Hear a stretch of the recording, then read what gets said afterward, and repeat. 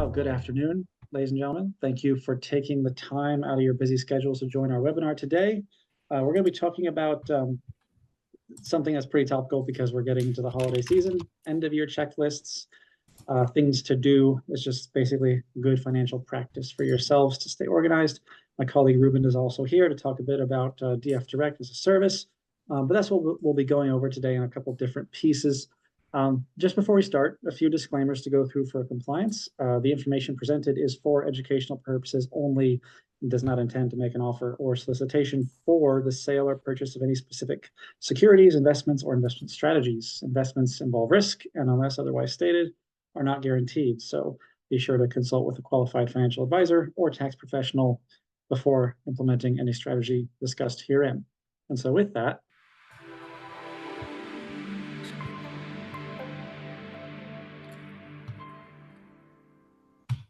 perfect. I think we'll just go ahead and hop right in. I cheated a bit. I already did this part, so we can just move past the disclosures slide. We have an agenda to go through for my aspects I mentioned, but I think first, Reuben, why don't you take people through what you wanted to talk about? Yeah, sure. So I've got a very brief plug. Just with respect to the topic of today is not only the end of year checklist, but it's brought to you by DF Direct, our low cost, no minimum investment platform designed specifically for US expats. Whether you're just starting out or looking to lower your investment fees, DF Direct is the ideal solution. It's perfect for those who don't need full financial planning, but still want the expert tools to grow your wealth. We make it seamless to fund your account or transfer your funds from your current provider with step-by-step support along the way. What sets DF Direct apart? Well, for just 0.5% per annum with no additional trading fees, you gain access to Dunhill Financial's trusted model portfolios. With that, there are 6 different portfolios, depending on how much volatility or risk you like, and that can suit any investment horizon. Moreover, ETFs used within the portfolios are compliant in both Europe and the UK, so you can invest with confidence almost anywhere. If you have any questions or ready to get started, feel free to email me on ruben@df-direct.com. My contact details will also be in the slide deck, which we sent out to you after the webinar. So with that, I'd like to hand back to my colleague Josh, and he will walk us through the end of year checklist. Perfect. So thank you for that, Reuben. I want this to be kind of an interactive format here. So Reuben and I will be discussing some of these points, and he can come in with some common questions that might come up. Or if you do have any questions, please put them in the chat or in the Q&A section, and we'll be happy to address them at the end of this short presentation. But, well, it's the year end. We're starting to get into the holiday season. We're pretty close to Thanksgiving for those of you who celebrate abroad, which I know many of us do. I know in London, there's always more and more places offering a Thanksgiving menu, which is pretty encouraging. I can't speak for many other places, but this also means we're getting to the end of the year. So it's a great time for us to just be keeping our financial house in order. So here's just some good practices and good things to be thinking about when looking into this. So a few different pieces to go through. Don't need to talk to the screen terribly much. I think we can all see what's on there. Basically, we tend to think of this in a few different formats. Number one for end of year checklists is, well, are we staying on track for our long-term financial planning?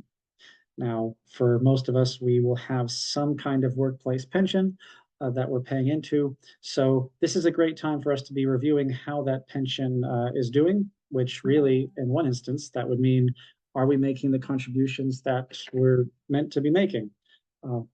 Quite a few of you probably are going to have some sort of component where there's an employer match. So it's definitely a good idea to be making sure that you at least get that. And then look at how much you're putting away and, well, how much is going to be enough for you in retirement and working out those types of things. So great time to be looking into that. You'll probably also be getting a reduction in your taxes in the country that you live for that. So it's also a good way to be sucking money away and doing it in a tax efficient manner. Also related to your personal side, if you have any IRAs or 401ks perhaps, make sure you're contributing to that. That one, you'll have a bit more time until tax day next year to contribute for this year. But nevertheless, whether you're finishing up your contributions for the year in December or later on at the in the first quarter of 25, good time to be checking and making sure we're staying on track with these things. And in a separate thing, also related to IRAs and such, we have required distributions. Now, this will apply to those who maybe this year either turned 73, or you might have an inherited IRA that you inherited in the last few years. Whoever that may apply to, you want to make sure you're taking your annual required minimum distributions from that. There's plenty of calculators you can find online to make sure that you know the right amount to remove, but it's definitely a good thing to do because that definitely has to be done by year end. Except if you just turned 73, you actually have until the following April, but that's probably going to be the minority of us here listening to this. If you also are looking to make any charitable contributions, you can do it in a tax deductible way, depending on who and how you're donating. But it's a good time to be reviewing if you're going to be making any of these. Make sure you do it by the year end, get the tax benefit, basically. So those are just some of the bigger pieces for you to be just ticking off once you've considered these and taken care of them. Now, as it relates to investments, a big thing for lots of us at the end of the year, tax harvesting. What does that mean? It means selling the losses so that you can realize those. So if you have some investments that haven't performed the way you wanted this year, well, the silver lining is quite often you can use these losses to offset future gains. So it's a good idea to go through your investment accounts and make sure that anything that's at a loss that you can sell, maybe consider doing it, because you can also use that to optimize your capital gains picture later. For expats specifically, it's probably a good idea to make sure this is also a loss in your local currency. So you might want to consider what the currency shifts might be from when you bought to when you sold. It's another thing to think about. It does vary from country to country whether something in the US would be taxable in that way, but it's a good thing to be checking in on if that is your situation. On a more general standpoint, the overall asset allocation of your portfolio is a good thing to revisit. Namely, is it still fit for purpose? What I mean by that is maybe you started the year wanting to invest for the long term, something like a taxable account. You're not really sure what to do with the money. Maybe you want something in 10 years, maybe sooner. And then you decide, oh, I saw this house I love, I really want it, just for example. That would shift your overall portfolio allocation because your goals have shifted. So that might be a time where you, for example, might want to play things more conservative if you expect that in the year or two, you might want access to those funds. That's just one example. But the point is, if your goals have shifted or if your risk appetite has shifted, this is a good time to look at your portfolio and think, is this set up next year the way I want it to be? And like I said, that's related to life circumstances. In terms of if there's a major purchase coming up, if you expect to need access to funds for any reason, this is a good time to be just checking in on those things to make sure you're not having to draw from your portfolio in an inopportune time at the market, that you don't want too much volatility in that type of a way. So just to good. Yep, circle back on that tax harvesting piece, Josh, are there any particular thresholds or limitations or say carrying forward certain losses that people could be aware of in these situations? Yeah, absolutely. So you, in most places, like in the US, for example, you can carry these losses forward to future years as well. So yeah, it's a good point, Reuben. It's not just about offsetting gains this year, but you can also carry them forward for future years as well. Now, I believe in the US, you can also offset some taxable income too, but only up to a few grand, if I remember off the top of my head. That's not necessary. That's why I haven't harped on that too much, is that's not necessarily going to be the case in the other jurisdiction. So it's something to bear in mind. But yes, that's another really great thing about the harvesting is you don't have to just apply that in this year. It can be carried forward for future years as well. So it's a nice way to optimize your capital gains picture in those types of ways. No, good question. Budget management.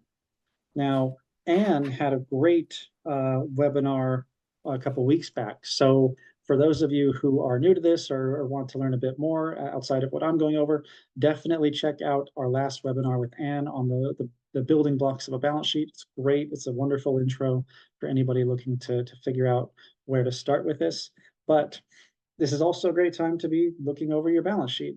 Now, it's probably not something you're doing every day, but it's a good time to look into what your assets look like, how things may have grown, and also just generally making sure we stay organized. Now, To reiterate some of the things that Anne has gone over, well, generally with the balance sheet, you're going to be looking at arranging them in a certain way to where what most commonly is done is you have the bank accounts, which is the most liquid, meaning the easiest to access cash and other assets at the top. Then it works its way down to the more illiquid stuff like retirement accounts or real estate, property, etc.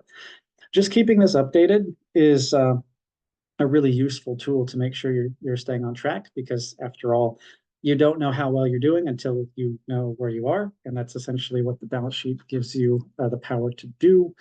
You also want to look at it in other currencies. So what's very useful is having a balance sheet in dollars on one column, and then your local currency, euro, pound, whatever it may be, and the other one. So that way you can also see the currency effect and really know just how much you're looking at for any particular asset, not just in USD, but in the currency that you're actually living and buying your bread in. Another useful thing for balance sheets, it's pretty common practice to list account numbers on these. And I just say that because some of us will have more than one investment account for more than one purpose. And so it can be a little too easy sometimes to lose track of what's doing what and what's for what purpose. So keeping those kinds of notes in like a short form, whether it's an account number or the purpose of the funds, is just another good way to just stay organized and not have it be too all over the place. Now, I mentioned the most liquid forms of assets on a balance sheet. Now, when we talk about that, we're talking about things like, well, what you have in your savings account. In other words, if you needed money today because something happened, there's an emergency, you need to fix something in your house, or heaven forbid, you need to pay for a surgery or something, or if you are going to be out of work for a few months, where do you pull the funds? Best practice for this, well, a rainy day fund, generally speaking, would be equivalent for most people to about 3 to 6 months worth of living expenses. So thinking about just how much you're spending on a monthly basis and how much you would be spending in a contingency, and having that available, key being in your local currency. What you don't want to do is keep everything in the States, because I know for many of us, there's more attractive high yield savings options there. But what it also means is you have that currency risk. And so being at a point where, say, if the dollar is doing poorly or it's just weakening against another currency, the last thing you want to do is have to do currency conversion fees and deal with an unfavorable exchange rate at that point in time. So it's really just about mitigating and removing the currency risk where possible. It's just having that emergency fund where you can get it today easily without any of those fees and any of those aspects. And those emergency funds, they're quite a situational case, right, Josh, in terms of if you were the breadwinner in a family, as opposed to being perhaps a younger couple where you're both working and can essentially live with one of your incomes for a shorter period if required. So I guess it's a personal kind of calculation, but that 3 to 6 month figure does give a good ballpark figure to aim at, depending on your situation. Yeah, you can think of it as a general rule of thumb. It's a bit of a moving target, to be honest, because, well, it's not even that it can vary from person to person. It can vary within the same person's life, because life changes, goals change, circumstances change. If you are a single income household, then that would suggest that you might want to have a bit more than that, because you might be in a harder or more disadvantageous financial position if you were out of work as a family unit. It could also mean, hey, if you're single and the only dependent you have is a cat or something like that, or a plant, something nice and simple, well, maybe potentially, do you need 6 months? It really depends on whether or not you expect to need it for that long. But the point is, it really does depend on the situation. Some people will need less, some people will need more. It's just something to keep in mind, is the big what if XYZ Absolutely. happens. Absolutely. Yeah. Other issues include debt repayment. Now, for those of you who keep credit cards, if you're paying off the balance each month, great. If you're not, well, maybe you look at paying off the higher interest loans to save on interest expenses. Just making sure you stay on top of those things.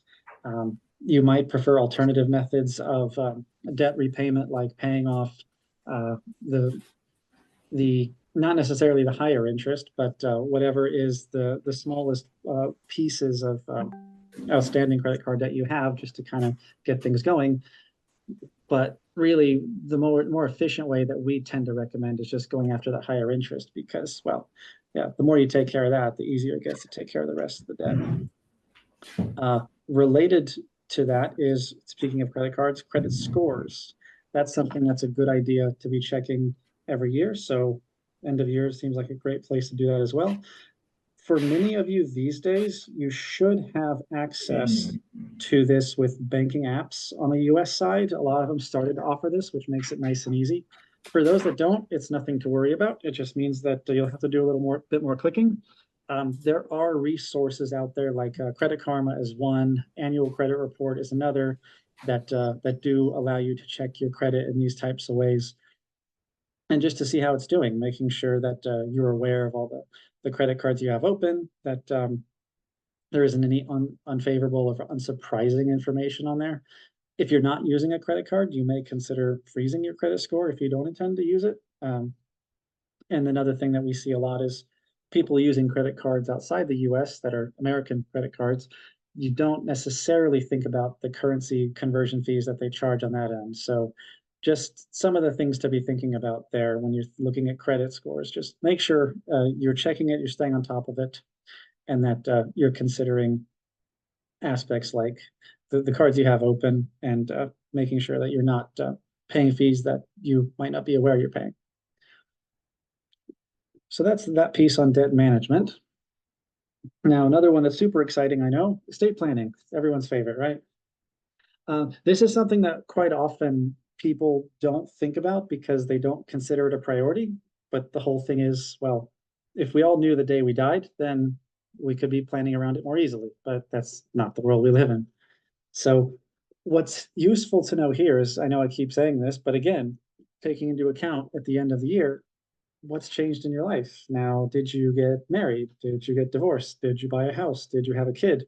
These tends to be some of the more common major life events that should prompt you to think, do I need to be updating my will? In other words, if I were to die today, is everything going to go to the people I want it to go to?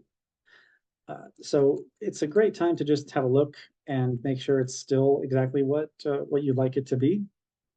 Related to that are also beneficiary designations. I'm talking about things like IRAs, insurance policies, any other assets that might have it, like maybe there's a transfer on death account for a taxable investment that's designed to avoid probate, things like that. Make sure these are still set up the way you want them. Now, again, if you had a child, for example, might be a good time to revisit this and think, do we need to add the child onto this? Just for example. Gifting, I've talked about this a little bit before, but if you are looking to gift any funds, you'll have until the end of the year to do so on the US side, and most countries will have something similar. So if you're looking to do that, bear in mind the exemption amounts that they'll be dealing with in your local current country. In the US, it's 18,000 on the year that you can gift that is tax exempt. So it's a good time to be thinking about making those gifts before we get to December 31st. And lastly, before we turn this over into more of a conversational Q&A type thing, last thing I want you to do, block time in your calendar for next year's review. Calendars fill up really quick around this time of year. There's lots of different events, there's lots of different things to do, and well, it's very easy for people to forget to take care of these things until, well, it's January and we've lost our opportunities for tax harvesting or gifting and those types of things. Just staying on top of it is a great way to do it.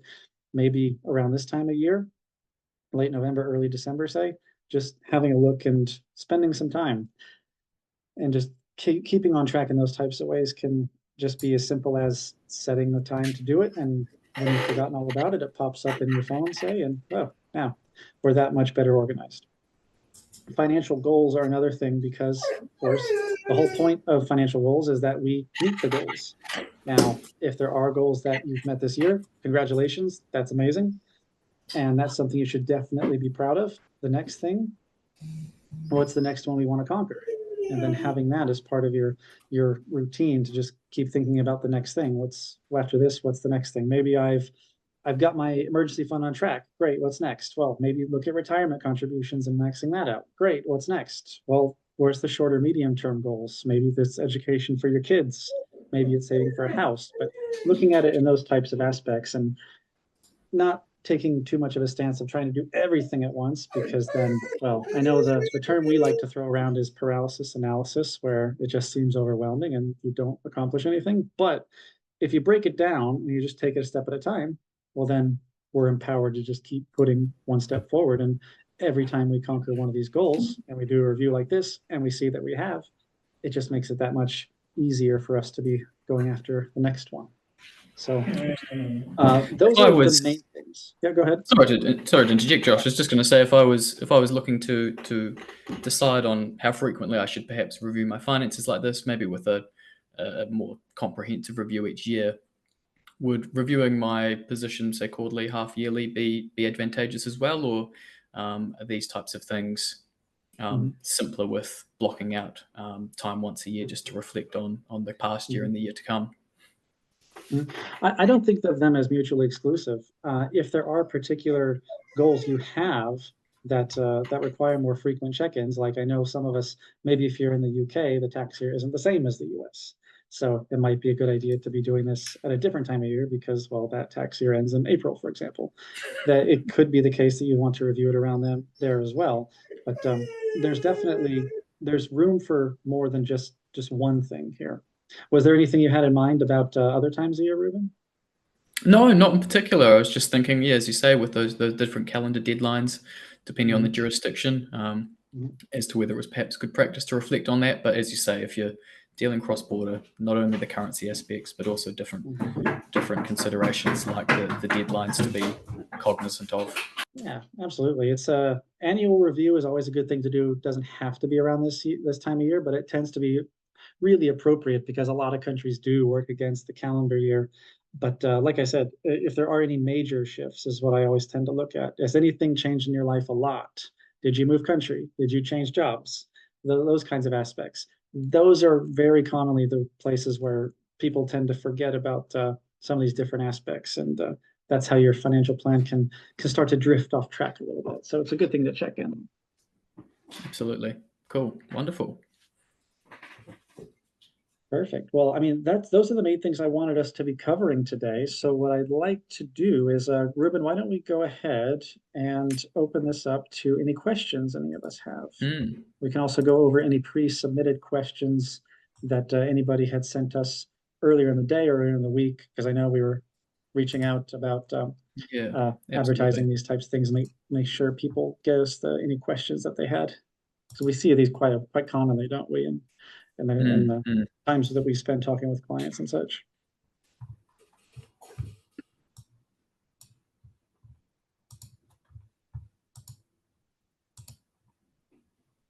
I know that one question that does come up fairly often is, so I talked about IRAs earlier, and I know this is something that we ask quite commonly, and that's when it comes to retirement contributions. For those not aware, you can make contributions to IRA plans in the US. So if you didn't know that, you know now. But you'd have to make sure that your US taxes are being filed appropriately. And if you didn't know that you have to do your US taxes, you know that now too. But making sure you take foreign tax credits on the US side and that you're eligible to do that would allow you to make the IRA contributions there. So it's another piece that is it's not something that is a gray area, really. You can contribute to it. It's just the question is doing your taxes in the right types of ways. Absolutely. And I guess further to the point around balance sheets that you touched on earlier as well, with respect to the reporting on that side, insofar as whether clients, if they keep funds in their local currency, the important consideration about reporting that on your FBAR, as opposed to perhaps if they had investments retained stateside, that's all wrapped up within the States. So you don't need to worry about including that on your FBAR reporting. Yeah, absolutely. Yeah, one thing that we haven't really talked to that date, we did a little bit, was just April 15th would be the tax day. So what would happen after this, after the holiday season? So when we've done the end of year checklist, what naturally follows on from there is usually just reviewing your tax picture, because then it's everybody's favorite time to file your taxes, right? So having all the tax documents in the first quarter after that. is another thing to stay on top of. So the next thing after this is just making sure you're staying on top of your taxes for the next deadline there. For sure, for sure. Well, seems that we've got no more questions coming through, so I think it's a natural progression to be able to wrap up here. But thank you everyone for joining today, taking time out of your schedules to join myself and Josh. We hope you found the presentation valuable. As Josh mentioned earlier, we'll send out a copy of these slides to all of you, as well as links to prior webinars as well, which delve into a host of different interesting topics. Yeah, absolutely. And if you, report. and if you guys have any questions about how to conquer the goals in your particular circumstances, you know where to find Reuben and myself. And yeah, we look forward to helping you with these things going forward. Wonderful. All right. Thank you everyone for your time. Look forward to speaking soon. Thanks, everybody. Bye-bye.